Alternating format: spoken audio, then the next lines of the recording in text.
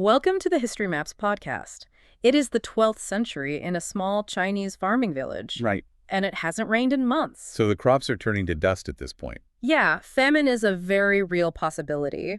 But a local farmer in this situation doesn't just, fall to his knees and beg some unfathomable, mysterious creator for mercy. No, he writes up a formal, bureaucratic, legal petition. Exactly. He marches down to the local temple, presents the document, and basically threatens to have the local weather god fired from his celestial job if the rain doesn't start immediately. Which is such a distinct way of looking at the world. It really is. And this is part of our Chinese history series, a deep dive into the history of religion in China. Because when you look at religion through a Western lens, there is often this expectation of very rigid categories. Right, like a creator who sits outside the system. Yeah, a clear set of dogmas and a firm line that separates the human from the divine. And that architectural approach to religion, it really relies heavily on boundaries. Right. The idea that the divine is transcendent. Meaning it exists entirely apart from the physical world. Exactly. And that doctrine dictates who is inside the faith and who is outside. But the religious landscape of ancient and imperial China, it operates on a completely different logic. It's not just a single structure you can point to. No, I mean, it is an ancient, sprawling ecosystem. The roots, the soil, the canopy, the weather patterns, they're all interacting constantly. So the objective today is to explore that extensive, deeply syncretic, and socially integrated ecosystem. We are going to unpack how Chinese religious practices evolved from Neolithic animism into a highly structured celestial bureaucracy. Right, and we will also look at the sources detailing how entirely foreign traditions like Buddhism, Islam, and Christianity were absorbed, challenged, and adapted by this environment. So by the end of this conversation, you listening will understand how concepts like family lineage, cosmic energy, and imperial governance shaped a worldview where the line between humans and deities is, well, remarkably fluid. Yeah, to really grasp how a farmer could threaten a god, we have to establish the fundamental operating system of the ancient Chinese universe. And to do that, we have to start long before written texts or formal temples. Right, looking back at the Neolithic period. Specifically, prehistoric groups like the Hongshan culture. Because there we find societies deeply rooted in animism and shamanism. The physical world was not viewed as dead matter. No, it was alive. It was populated by spiritual forces that resided in, mountains, rivers, the weather itself. And shamans served as the crucial mediators in that setup. Yeah, individuals capable of traversing the boundary between the human community and the spirit realm to negotiate for favorable conditions. And the archaeological evidence we have for this from the sources is quite notable. The Hongshan culture thrived thousands of years before the Common Era. And they left behind these intricate jade artifacts. Right, most notably the jade dragons. They are often carved in this distinct C shape with a snout. It almost resembles a stylized fetus. Yeah, it does. But this dragon is not just some mythical beast cooked up in the human imagination. It is tied directly to the physical universe. Right. The symbol is deeply connected to astronomy. Because if you observe the night sky over East Asia, the constellation Draco winds around the North Celestial Pole. And in the ancient mindset, that pole star was the pivot of the entire cosmos. Everything revolved around it. Mm-hmm. So the dragon represents this protein primordial power slithering between the Big and Little Dippers. It's basically the visual manifestation of cosmic energy turning the wheel of the sky. Exactly. And that concept of a central cosmic pivot, it carries right into the Shang dynasty, which begins around 1600 BCE. Right, and this is the era where we see the emergence of a highly organized state religion. The Shang kings ruled through a system of ancestor veneration and divination. And at the absolute apex of their spiritual hierarchy was a figure known as Shangdi. The Lord on high, or the highest deity. But we have to be incredibly precise about who or what Shangdi is because, well, it's very easy to project Western concepts onto that title. Very easy. Shangdi was not a creator god sitting outside the universe. Right, not crafting it like a carpenter building a house. Exactly. The early Chinese cosmos was not created by an external force at all.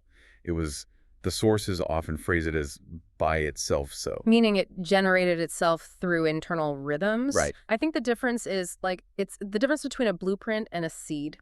A building is constructed from the outside by an architect using a blueprint. But a plant grows from within, guided by its own internal code. Yeah. And Shangdi is the ultimate internal power in that sense.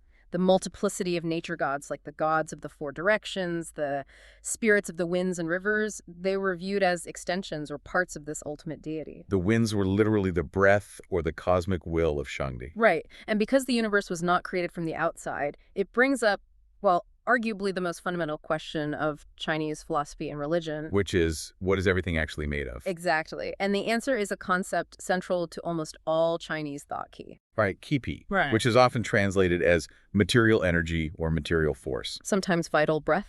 Yeah, vital breath. And the universe is monistic. Everything in existence, rocks, trees, water, living humans, deceased ancestors, and the gods themselves, is made of the exact same substance. It's all key. All of it. The only difference between a stone and a spirit is the density and refinement of that material energy. And this energy is never static. No, never. It's constantly moving, vibrating, transforming. While Qi is the single basic constituent of the universe, it operates in two alternating modes, or modalities. Yin and yang. Exactly, yin and yang. I want to walk through a metaphor here from the sources because yin and yang are frequently misunderstood outside of China. Oh, absolutely. So think of a mountain. If you look at a mountain at any time other than high noon, the sun is shining on one side, leaving the other side in shadow. Right. Yin is the emblem for the shady side of the mountain. Because the sun hasn't warmed it, it is dark, cool, and moist.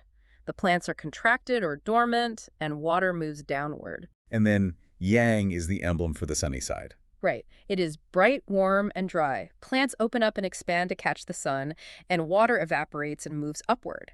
It is a really useful conceptual tool because it emphasizes that the mountain is still one single mountain. Yeah. The sunny side and the shady side are not two different mountains fighting each other. Right, they are just temporary states of the same underlying structure. As the sun moves across the sky, the side that was yin becomes yang, and the side that was yang becomes yin. It's just a continuous alternating cycle. And this is where we have to explicitly dismantle a common misconception. When you hear light and dark or up and down, it is very easy to instantly map morality onto that duality. Right, the idea that light equals good and dark equals evil is deeply ingrained in many Western cultures. But the sources are clear that yin and yang completely reject that moral binary, right? Totally. They are strictly about balance, alternation, and cyclical processes. So it's not good versus evil. Not at all. For example, sleep is dark, passive, and contracted. Therefore, it is yin. Wakefulness is bright, active, and expansive. So it is yang. You absolutely need both to be a healthy, functioning human being. Right, you can't just stay awake forever. Exactly. If a person is physically or mentally sick, it is not because they have been invaded by some abstract evil. It's because their internal balance of yin and yang qi is blocked or stagnant or out of proportion. Right. The ultimate goal in this worldview is always harmonious balance, never the triumph or eradication of one force by the other. Okay, so let's apply this physics of the universe to the human lifespan. If a human being is just a temporary, localized gathering of qi, what actually happens when a person dies? That's the big question. Because there is no concept of a single, indivisible, eternal soul that departs the body and goes to a completely separate spiritual realm. Right. Because you are composed of qi in both its yin and yang modalities, death is understood as the cessation of that specific gathering of energy. It's a dissipation. Yeah. The human possesses multiple souls, which are categorized into two distinct types based on those two modes of qi. First, you have the hun, which are the heavenly souls. Because they are aligned with yang, meaning they are bright, warm, active, and upward moving, they float upward when the body dies. And conversely, you have the po, which are the earthly souls. And these are aligned with yin. Right. They are heavy, dark, and contracting, so their natural trajectory is downward. They remain attached to the physical corpse, or at least linger near the grave in the earth. The implication of this is pretty massive when you think about it. If humans are made of qi, and spirits are made of qi, and the universe is made of qi, there's absolutely no ontological gap between matter and spirit. None. In many traditions, flesh is one reality, and spirit is a completely different higher reality. But here, a human, a ghost, and a god are composed of the exact same material. The barrier between you and the divine is not a solid wall. It is just a matter of density, purity, and cultivation. Which fundamentally dictates how the living interact with the dead. Because the dead are made of the same substance, the relationship is highly practical. It doesn't require a leap of faith. It requires social maintenance. Right, which brings us directly to the concept of kinship and how the family serves as the ultimate social and spiritual safety net. Yeah, when early foreign missionaries arrived in China, they saw families offering food, pouring wine, and bowing before wooden tablets inscribed with names, Then they immediately labeled this ancestor worship. which anthropologists and scholars heavily critique today. They argue from the sources that cult of the dead is a much more accurate description. Because worship carries heavy theological baggage. Exactly. It implies a transcendent, supernatural object of veneration, like a deity that exists outside the human condition. But the ancestors are not transcendent, they are simply deceased family members whose kai needs to be sustained. The ancestral cult is not primarily about internal belief or theology. It is about everyday behavior, duty, and social cohesion. The ancestors live alongside their descendants biologically, socially, and psychologically. And the entire system is governed by xiao, which is generally translated as filial piety. It's the cornerstone of Chinese ethics. Yes. And the written character for xiao is actually a literal, visual representation of this concept. It consists of the graph for elder placed directly above the graph for son. A constant reminder of generational interdependence. The younger generation supports the older generation, both in life and in death. This creates a very strict, normative life path.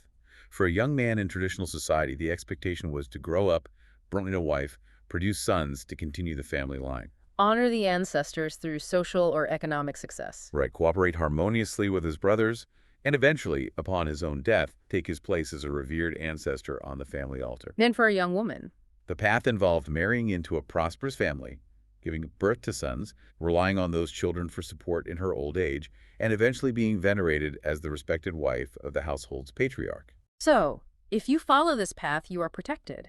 When you die, your descendants care for your poor, those heavy, earthly yin souls, by sweeping your grave and making offerings at the burial site.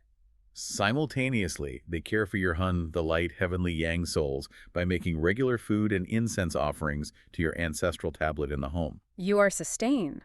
But what happens when someone falls outside this structure? What happens to the unmarried, the children who die young, or the merchants and soldiers who die hundreds of miles from home with no family to tend to their remains? This is where the system shows its teeth, so to speak.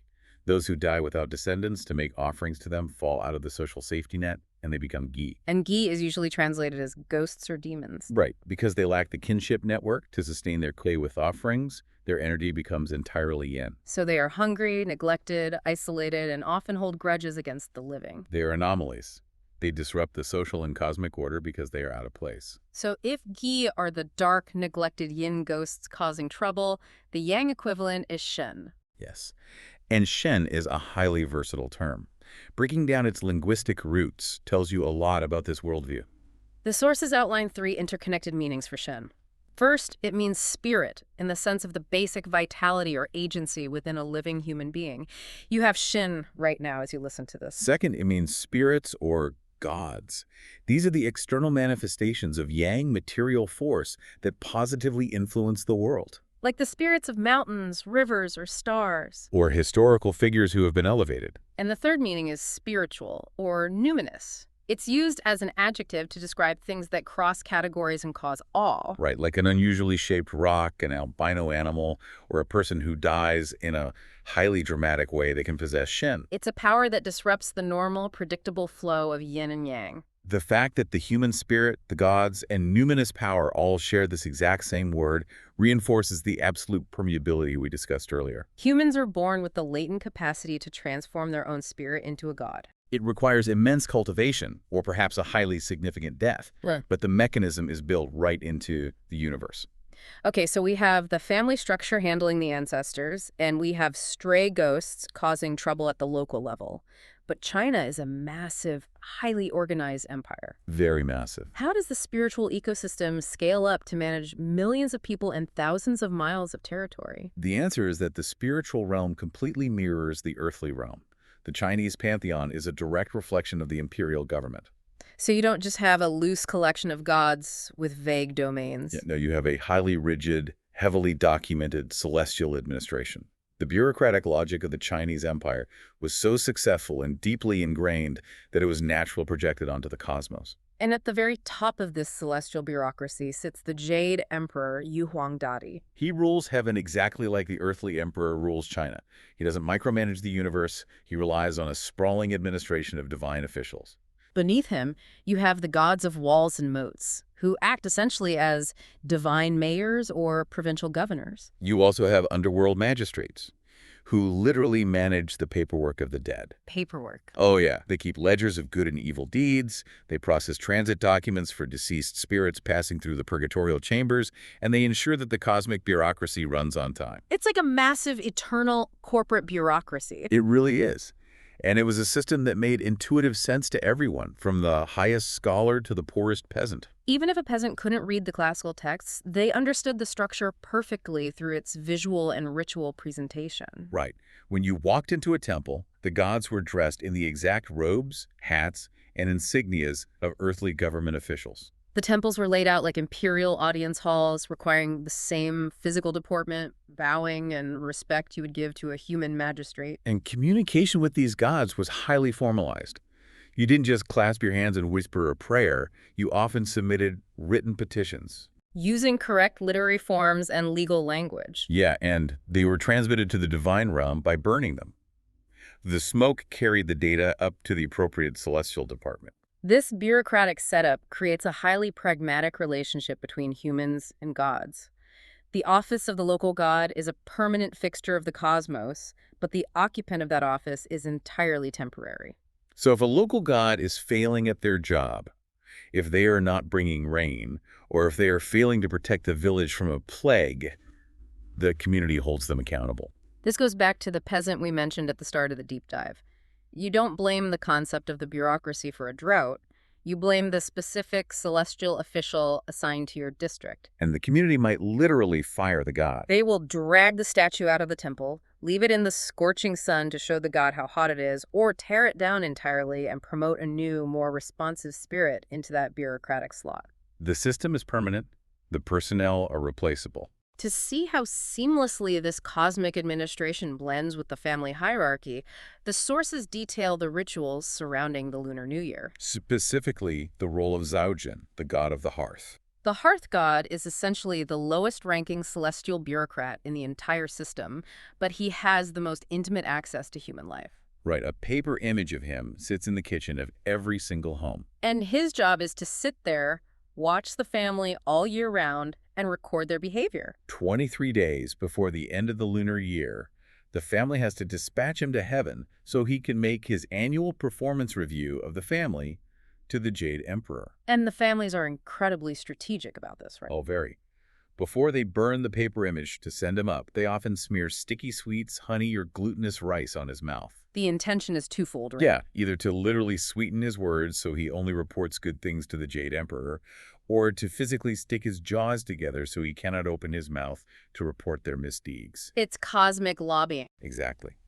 After the hearth god is dispatched, the family enters a transitional period.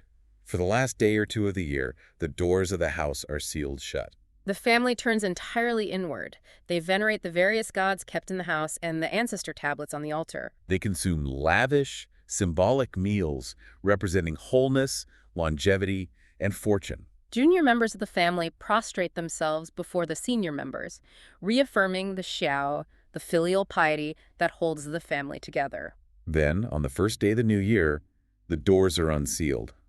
A new paper image of the hearth god is placed in the kitchen, officially inviting him back to his post to begin a new year of observation. And the family then goes out to visit friends and neighbors. It is a perfect encapsulation of how the state bureaucracy and the intimate family unit are completely synchronized. But it is important to note that popular religion is not entirely about orderly paperwork, polite ancestral meals, and bureaucratic maneuvering. Right. There is a much more raw, dynamic element to grassroots practice, particularly when people are facing immediate, terrifying crises like sudden illness or demonic possession. Which brings us to the role of spirit mediums. While the highly educated Taoist priests deal with pure, impersonal cosmic forces and grand rituals, spirit mediums operate at the street level. These individuals often come from marginalized groups within the community. They might be unmarried women or youths who have suffered from severe, unexplained sicknesses. When the formal bureaucracy does not provide an immediate answer to a desperate problem, people turn to the mediums. During a seance or a ritual, the medium enters a deep trance state. They are believed to be physically possessed by a tutelary deity. The god literally takes over their body. The medium might speak in an altered voice, or write characters in sand or on paper to diagnose the issue. Sometimes they recommend a specific herbal cure, but in severe cases, the medium will dramatically act out a physical battle with the demon causing the illness. Right there in front of the community, often inflicting wounds on themselves to prove the god's power. It creates a stark contrast. In the same temple complex, you might have formal Taoist priests, highly literate, using classical Chinese, officiating esoteric, heavily controlled rites inside the dark interior of the temple. And simultaneously, outside in the bright, noisy courtyard, a spirit medium is in a wild trance, sweating, shouting in the local dialect, and battling invisible ghosts. And yet they coexist perfectly. The highest echelons of the Taoist and Buddhist priesthoods viewed their cosmic rituals as complementary to these grassroots practices and ultimately subservient to the state. At the village level, everyone cooperates. The institutional and the grassroots, the literate texts and the trance-based rituals, they all form one complete functioning religious ecosystem. But this ecosystem was not closed off from the rest of the world. One of the most significant events in Chinese history is the arrival of a completely foreign worldview from India. He tested the limits of this syncretic landscape. Buddhism first began to trickle into China during the Han Dynasty, roughly between 206 BCE and 220. It arrived via two main arteries. The overland Silk Road, winding through the deserts and mountains of Central Asia, and the maritime Silk Road, spanning the ocean trade routes. Scholars in the sources often refer to this vast network of transmission as the Great Circle of Buddhism. But the transmission was anything but easy. The culture clash was monumental, starting with a massive language barrier. Because the Chinese categorized their indigenous teachings very clearly. You had Ru Xiao, the teaching of the scholars, which we call Confucianism. And you had Dao Xiao, the teaching of the Tao, or Taoism. Both Ru and Tao have deep semantic meaning in the Chinese language. But when Buddhism arrived, it was called Fojiao. The term fo has no semantic meaning in ancient Chinese. It is simply a phonetic approximation of the first syllable of the Sanskrit word Buddha, sounding roughly like bud. So the very name of the religion announced its alien nature. It was the teaching of a strange, imported sound. And the intellectual barrier was even steeper than the linguistic one. Try to imagine explaining traditional Indian cosmology to a Han Dynasty Chinese audience. In the Indian Buddhist worldview, time is not a neat lineage. It is cyclical, endless, and vast. Human beings are trapped in samsara, a continuous cycle of reincarnation, being reborn over millions of years across 6 different realms of existence. You could be reborn as a god, a demigod, a human, an animal, a hungry ghost, or a hell being. And the engine driving this endless wheel is karma, the strict moral law of cause and effect. This sounded like absolute madness to the traditional Chinese ear.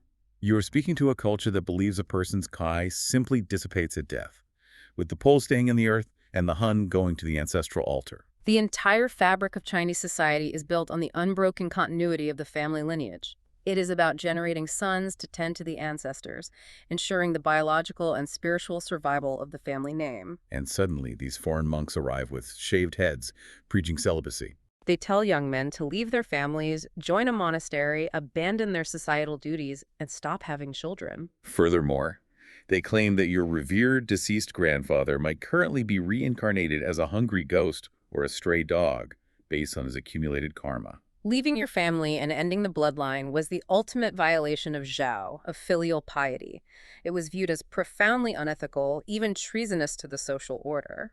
So how did Buddhism survive this intense cultural rejection and eventually thrive to become one of the pillars of Chinese culture? It survived through massive, deliberate adaptation. It had to become Chinese. One of the earliest and most visible ways it adapted was by absorbing traditional Chinese ritual practices. A perfect example is the use of incense.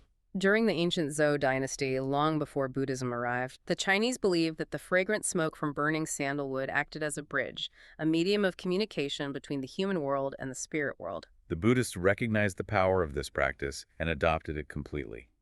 Burning incense became a standard, ubiquitous offering in Chinese Buddhist spaces. It instantly made the foreign temples smell and feel familiar to a Chinese worshiper. But incense wasn't enough. Buddhism had to address the elephant in the room, the ancestors. It could not simply ignore the cult of the dead and expect to survive. So Chinese Buddhism developed incredibly robust rituals focused specifically on ancestor veneration. Buddhists created specialized passages for the dead.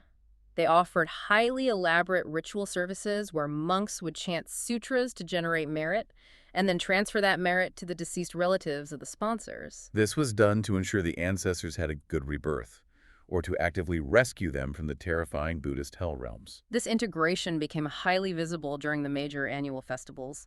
Chinese Buddhism became deeply intertwined with festivals like Qingming, the tomb sweeping day in the spring, and Zongyuan, the ghost festival in the late summer. By providing a powerful, structured mechanism to save one's ancestors from cosmic suffering, Buddhism effectively turned the tables on its critics. It proved that it could be the ultimate expression of filial piety. It answered the foundational Chinese cultural imperative, but it used Buddhist mechanics to do it. Beyond the ritual adaptations, there was an enormous intellectual undertaking. The translation of Indian sutras into what eventually became known as Buddhist Chinese was a monumental task. They had to translate abstract Sanskrit concepts using a language built on the concrete realities of Qi and Tao. But over the centuries, Chinese Buddhist masters didn't just translate, they innovated. They developed entirely new, uniquely Chinese schools of Buddhists thought to solve a very specific problem. The problem was volume and contradiction. The influx of sutras from India was chaotic. Over a period of centuries, Chinese monks received hundreds of texts that had been written over a vast span of time in India. Some texts said one thing, other texts directly contradicted them. And to the Chinese, who assumed all these texts were the literal word of the Buddha, it was deeply confusing. So, brilliant Chinese masters developed systems of doctrinal classification, known as Panjiao. Panjiao was a way to organize this massive, contradictory library of scripture into a coherent hierarchy. For example, the Tiantai school organized all the teachings by arguing that the Buddha taught different concepts at different times in his life, depending on the intellectual capacity of his audience. They placed the Lotus Sutra at the absolute pinnacle, arguing it was his final, most complete teaching. The Huayan school did the exact same thing, but structured their hierarchy to place the Abhidhamsaka Sutra at the top. They were bringing Chinese bureaucratic organization to Indian philosophy. We also see transformations in daily practice and in the deities themselves. Vegetarianism, which was not strictly mandatory in early Indian Buddhism, became a highly prominent defining marker of Chinese Buddhist monasticism. But perhaps the most profound transformation is the figure of the Bodhisattva Avalokiteshvara. In India, Avalokiteshvara originated as a male figure, a powerful bodhisattva of compassion. But over centuries of veneration in China, this figure slowly and completely transformed into Guanyin, the beloved maternal female goddess of mercy. She became one of the most venerated figures in all of Chinese religion, perfectly synthesizing the Buddhist ideal of universal compassion with the Chinese popular devotion to a protective, nurturing mother figure who could grant children and save people from immediate physical danger. What becomes clear is that Buddhism did not conquer the Chinese religious landscape. It was digested by it. It added notable new layers: karma, reincarnation, monastic philosophy, intricate art. But ultimately, it had to play by the underlying rules of the Chinese cosmic ecosystem. And speaking of rules, there is one entity that always sets the ultimate rules in China, and that is the state. Religion in China was never strictly separated from the government. The emperor was the son of heaven, and his political legitimacy rested entirely on maintaining cosmic harmony. That meant he had ultimate jurisdiction over the spiritual realm just as much as the physical one. Imperial dynasties actively managed, heavily patronized, and sometimes brutally suppressed different faiths based on political necessity. A great era to examine this state management is the Ming Dynasty, which ruled from 1368 to 1644. The founder of the Ming Dynasty, the Hongwu Emperor, actually spent time as a novice Buddhist monk in his youth when he was destitute. So he understood the power of religion firsthand. His successor, the Yongle Emperor, took state patronage to a new, highly strategic level, particularly by strongly patronizing Tibetan Buddhism. The Yongle Emperor's patronage was not just about personal piety. It was calculated geopolitical strategy. He supported the construction of massive Tibetan temples, invited high-ranking lamas to the capital, and sponsored the printing of vast collections of sutras. He did this to secure legitimacy and project soft power among foreign audiences, particularly the powerful Tibetan and Mongol confederations on China's borders. He wanted to portray himself as a Chakravartin, the ideal, universal Buddhist monarch who rules the world and turns the wheel of the Dharma. The Ming dynasty was also a period of intense religious syncretism among the intellectuals and practitioners. The boundaries between the different traditions became incredibly porous. A prime example from the sources is the figure of Han Shan King. He was a highly influential Buddhist reformer who advocated practicing both Chan Buddhism, which is known in the West as Zen, focusing on intense meditation and direct realization, and Pure Land Buddhism, which focuses on devotional chanting to be reborn in a celestial paradise. And he advocated practicing them simultaneously. Right. He lectured extensively on classical texts, utilized esoteric mantras, and was widely admired for his strict adherence to monastic precepts. It was an era of blending the best of all available spiritual technologies without worrying about rigid doctrinal boundaries. But Buddhism and Taoism were not the only major global traditions operating in this ecosystem. This period also sees the deep integration of Islam and Christianity. Islam had been present in China for centuries, arriving via the exact same overland and maritime trade routes that brought Buddhism. By the time of the Yuan and Ming dynasties, Muslims were deeply embedded in the state apparatus. The impact of Islamic science, particularly astronomy, was profound during the Yuan and Ming eras. Muslim scientists brought advanced mathematical and astronomical knowledge to the imperial court. This was absolutely critical for the emperor because accurately calculating the calendar and predicting eclipses was a fundamental duty of the Son of Heaven. If the calendar was wrong, the cosmic alignment was broken, and the dynasty could lose the mandate of heaven. So the court relied heavily on Islamic observatories and astronomers. We also see the synthesis of Islamic architecture in China.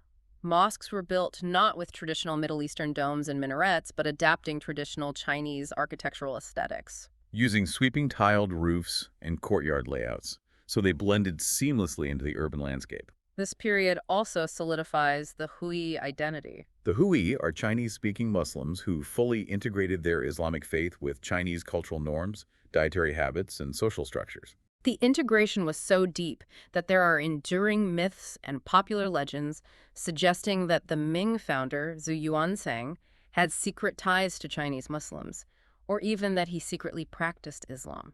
While historically dubious, these legends underscore just how integrated and respected the Muslim community had become in the cultural and political landscape of the empire. And then, in the late 16th century, the Jesuits arrived. Christian missionaries, specifically the Society of Jesus, traveled to China, aiming to convert the imperial court. They brought Western sciences, mathematics, cartography, and mechanics with them. But they didn't just bring science. They brought a highly calculated, incredibly sophisticated religious strategy known as accommodation. The Jesuits, led by figures like Matteo Ricci, recognized immediately that a frontal assault on Chinese culture would be a complete failure. You couldn't walk into the Ming court and tell the emperor that his ancestors were in hell and his philosophies were demonic. So they deliberately adapted to Chinese religious ideas. They wore the silk robes of Confucian scholars. They framed their Christian teachings around a deep-stated admiration for Confucius. Most importantly, they argued that traditional ancestor veneration was merely a civic and familial duty, a cultural expression of respect, not a religious idolatry. By categorizing it as secular respect, they argued it was entirely compatible with converting to Christianity. They even tried to translate the concept of the Christian God using ancient, respected Chinese terms like Shengdi, trying to connect the Christian creator with the ancient Lord on high. It was a very pragmatic attempt at syncretism. They were trying to graft Christianity onto the existing ecosystem. However, it eventually sparked the massive rights controversy back in Europe. Rival monastic orders complained to the Pope, arguing that the Jesuits were allowing idolatry. Ultimately, the Pope rejected this blending, forbidding Chinese Catholics from participating in ancestor rites, which immediately alienated the Chinese emperors and severely damaged the Christian mission in China. Moving forward into the Qing dynasty, which lasted from 1644 to 1911, the religious dynamics shift again to serve the state. The Qing rulers were Manchus, a minority ruling over a vast Han Chinese majority. To secure their borders and legitimize their rule, the Qing court heavily favored and patronized the Gelug school of Tibetan Buddhism, building massive temple complexes in Beijing and Shengde to appease Mongol and Tibetan elites. At the same time, The king-emperors engaged in highly choreographed ancient state rituals to project their authority as the sons of heaven. The most prominent of these were the annual sacrifices at the Temple of Heaven in Beijing. The emperor, acting as the ultimate indispensable intermediary between the human and divine realms, would offer prayers, silk, and animal sacrifices to heaven to ensure a good harvest for the entire empire. It was the absolute pinnacle of religion serving the state machinery. The cosmic balance depended entirely on the emperor's precise execution of these rituals. The narrative of Chinese religion is not just one of peaceful adaptation, philosophical syncretism, and grand imperial rituals. No, the 19th and 20th centuries brought immense, catastrophic physical destruction to this rich religious tapestry. The ecosystem was violently torn apart. The scale of the upheaval in the modern era is difficult to overstate. In the mid-19th century, from 1850 to 1864, the empire was nearly destroyed by the Taiping Rebellion. This is one of the deadliest conflicts in human history, resulting in tens of millions of deaths. And the origins of the Taiping Rebellion are deeply tied to religious syncretism gone wrong. It was led by a man named Hong Xiuquan. He was a frustrated scholar who repeatedly failed the grueling civil service examinations. After a particularly devastating failure, he suffered a nervous breakdown and experienced intense visions. Later, he read a translated Christian tract given to him by a missionary, and he used it to interpret his visions. He came to believe that the Christian God was the ultimate patriarch, Jesus Christ was his elder brother, and he, Hong Xiuquan, was the younger brother of Jesus, tasked with cleansing China of demons. He aimed to establish the Taiping Heavenly Kingdom. And in their zealous crusade to eradicate what they viewed as demonic idolatry, the Taiping rebels waged a massive war against traditional Chinese religion. As their armies swept across southern China, they systematically burned ancient scriptures, smashed the statues of gods and ancestors, and destroyed countless Buddhist and Taoist temples. It was a devastating blow to the physical infrastructure of Chinese religion. And this intense instability continued through the end of the century. We have to look at the Boxer Uprising, which reached its violent climax in 1900. The Boxers were a grassroots, martial, and spiritual movement born out of desperation, drought, and anger at foreign imperialism. They heavily relied on traditional religious practices, specifically spirit possession and invulnerability rituals. They believed that by channeling the gods and performing specific martial arts routines, their bodies would become impervious to Western bullets. They rose up in a wave of extreme anti-foreign and anti-Christian violence, attacking foreign legations and killing thousands of Chinese Christians and foreign missionaries. Viewing them as a corrupting influence that had angered the traditional gods and caused the droughts. The consequence of that uprising was a massive retaliatory invasion by the Eight-Nation Alliance, a coalition of foreign powers that crushed the Boxers, looted Beijing, and brought even more destruction to the cultural landscape. Ironically, in the aftermath of this spectacular failure of traditional practices against modern weapons and the humiliation of foreign occupation, a significant number of reform-minded Chinese intellectuals actually turned toward Christianity and Western science, seeing the traditional systems as having failed them entirely. The dawn of the 20th century saw the traditional ecosystem under continuous assault. It wasn't just war and rebellion. It was eventually aggressive state secularization and modernization campaigns. Following the fall of the Qing dynasty in 1911, successive governments sought to modernize China by adopting Western models of science and statecraft. They began to view much of popular religious practice not as a vital cosmic ecosystem, but as backward superstition that was holding the nation back from industrializing. Massive campaigns were launched to confiscate temple properties and convert them into secular schools, hospitals, or government offices. The state, which had always managed to utilize religion, began to systematically dismantle the grassroots networks. So, considering everything we have discussed today, from the jade dragons in the Neolithic era to the destruction of temples in the modern age, how do we synthesize this vast journey? What is the core takeaway for you listening? If there is a single unifying thread to pull from this history, it is that Chinese religion is fundamentally less about exclusive, rigid belief in a set of abstract dogmas, and much more about behavior, ritual, the continuous flow of cosmic energy, and bureaucratic organization. It is a highly pragmatic ecosystem where Confucian familial ethics, Taoist cosmic mechanics, Buddhist doctrines of karma, and local spirit mediums all interact and balance each other out. And because the entire system is monistic, because all beings, whether they are living humans, wandering ghosts, or high-ranking gods, are composed of the exact same material energy that could... The barrier between the human and the divine is totally permeable. It is not a closed system. Which leaves us with a truly compelling implication to ponder. In this framework, living a cultivated, highly ethical life, fulfilling your duties to your family and your community, and maintaining harmony, doesn't just earn you a peaceful rest in a graveyard or a good rebirth in the next life. Exactly. Because you are made of the exact same stuff as the gods, living that highly cultivated life technically qualifies you for a position in the celestial bureaucracy. You don't just go to a distant heaven to rest. If you are virtuous enough, you might just get a promotion after you die to manage the local weather. Thank you for listening. History Maps. Learn history visually.